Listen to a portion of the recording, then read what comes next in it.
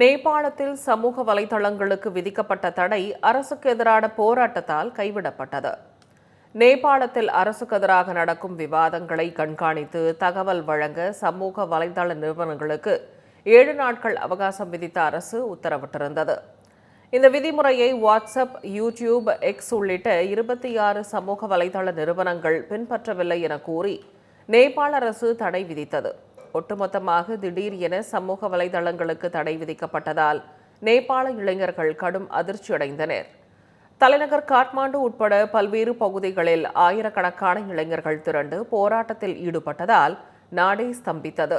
இதனால் போராட்டத்தை கட்டுப்படுத்தும் விதமாக ஊரடங்கு உத்தரவு அமல்படுத்தப்பட்டது.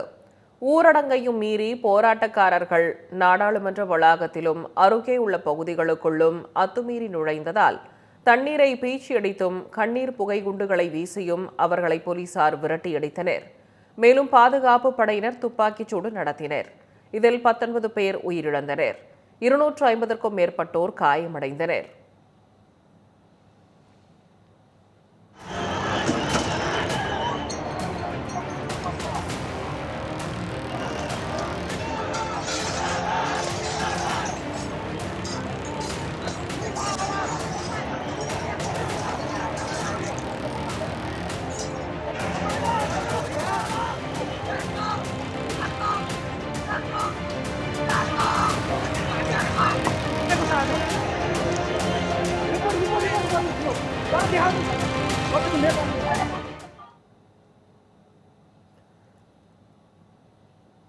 இந்நிலையில் நேபாள உள்துறை அமைச்சர் ரமேஷ் லேகாக் தார்மீக அடிப்படையில் தனது பதவியை ராஜினாமா செய்தார்.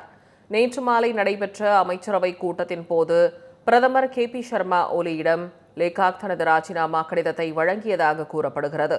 அதே நேரத்தில் நேபாளத்தில் சமூக வலைதளங்களுக்கு விதிக்கப்பட்ட தடை நீக்கப்படுவதாக அறிவிக்கப்பட்டது. அமைச்சரவை கூட்டத்திற்கு பின்னர் சமூக வலைதளங்கள் மீதான தடை நீக்கப்படுவதாக நேபாள அரசு அறிவித்தது.